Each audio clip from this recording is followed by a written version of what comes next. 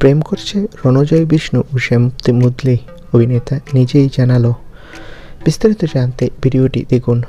রঙিন দুনিয়া বরাবরই প্রেম, সম্পর্ক এবং বিচ্ছেদের গল্পে সমৃদ্ধ।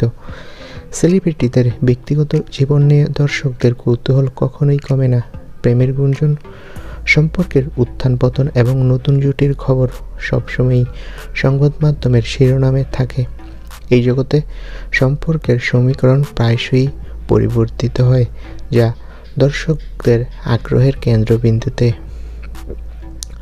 রণজয় বিষ্ণু এবং শ্যামপ্তি মুদলি গুড্ডি ধারাবাহিক দিয়ে তাদের পথ চলা একসাথে।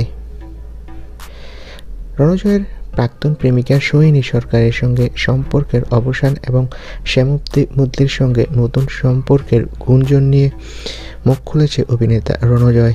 তিনি বলেন, আমার খারাপ সময়ে শ্যামপ্তি আমার পাশে ছিল, সবচেয়ে বেশি সাপোর্ট করেছে, আর সেখান থেকেই আমরা দুজনে কাছাকাছি এসেছি।